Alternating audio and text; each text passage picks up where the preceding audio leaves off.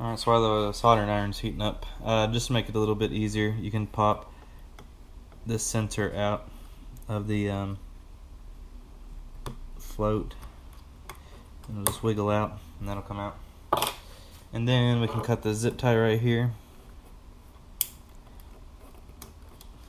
pull that out. Then up here you have black on the outside, blue, black, and red. The black and the red are for the sensor to tell you how much gas you have, and then the black and the blue go to the fuel pump. So there's a little holder that's holding in these wires right here. Pop those out because the black and the blue are the only ones that need to be taken out. So let me see if my soldering iron is hot enough. Yeah, it should be.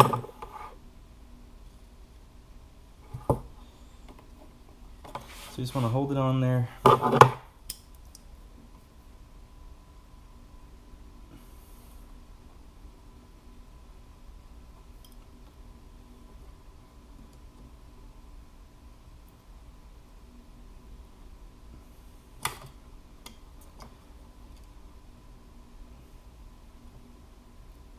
I don't think this one gets all that hot.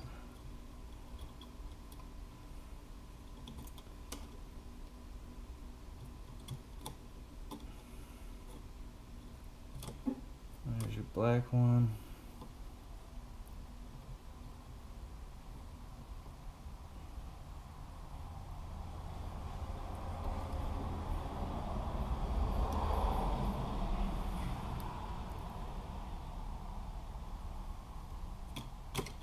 And your blue one. Alright, then when we get that done, I'll see if I can try to film, because there's a little tab right about here. Hope all this is on video. A tab right underneath here that we're going to have to lift up on. See if I can go ahead and get it. Any pocket screwdrivers you guys have is definitely what you want to use. I just kind of slide it up in there and then push out just like that, and that will slide off. And then see how this is all one piece right here, and it attaches to right here. You can't slide this off this way because it's still attached there. So what I've done, actually we still got the ground right here, so just get your needle nose, pull up right there, slide that back, and that'll pull out. And then these two are separate together. So now, see how this is kind of curled right here? That's what you want. I'm just going to pull back until that separates just like that. There is a spring on here. That's it. It just kind of remember, watch out where you got that. Now, with this needs to come off. I think there's another clip underneath here. Same thing, just pry up on that. Slide that out and put that this side. Alright, now let's see if we can get to the fuel pump. There is a retaining ring right underneath here that we're going to need to snap out. But let me see if I can go ahead and get all this out. Sure hope all this has been on video. Okay, so there is a retaining ring in there. Just going to get a screwdriver with the hook on it and pry up on that.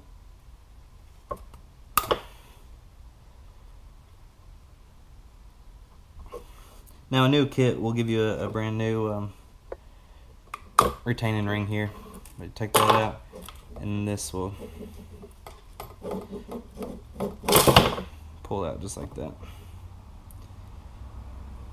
Okay, and so now when that's out, we can go and try to get these three clips out. 1, 2, and 3. Best way I've done that is just get you your pocket screwdriver, peel back on all of them,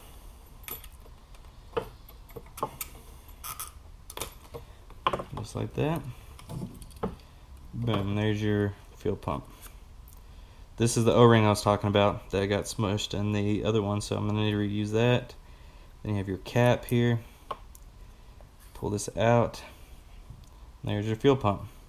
Your fuel pump, your bottom shock kind of absorber thing there, and then we'll take your new one and your old one, and we'll just exchange everything over. And see, they all line up there. On your new pump, say if you were to get this off of eBay or whatnot, you're going to need to take this off and then resolder your connections there. And there's a plus minus, so you kind of know which one's which. So I'm going to slap this new one in, basically the same procedure, just reversed. Make sure all your O-rings and everything go back in nice and smooth. Lubricate them before, and double check it. If you have a loss of pressure, it happened to me. This O-ring on the one I installed was smushed and damaged, so it was letting the pressure come out of there, which is the pressure coming out of this one. So just double check that and reassemble it. Reassemble your solder wires and should be able to go. Alright, what I wanted to kind of show real quick was how to put this together. Like I said, with this O-ring on here, you want to make sure that this, I was trying to, I put the fuel pump into the holder here and put the filter on it, but I really wanted to make sure that this O-ring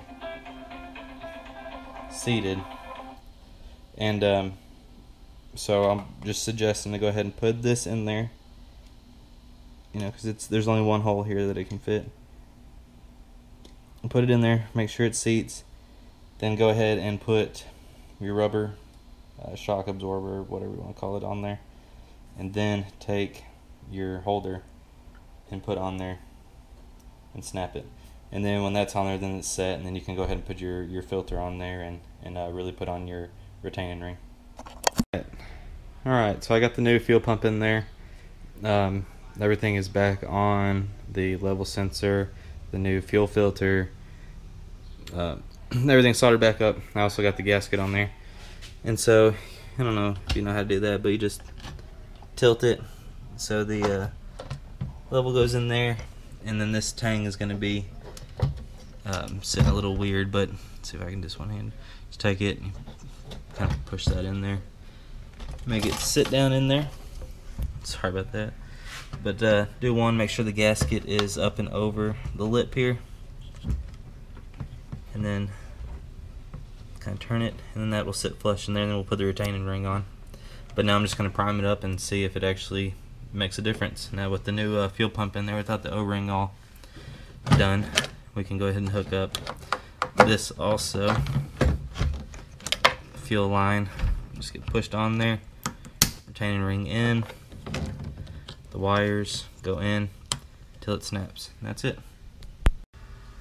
Alright, one last thing you need to do is when you put the retaining ring on, there's an arrow right here that needs to be lined up with two lines in between these two lines on the fuel tank there. And then on your retaining ring there's an arrow that needs to be lined up with those two lines also. So go the cap, the ring, in between these two lines on your fuel tank.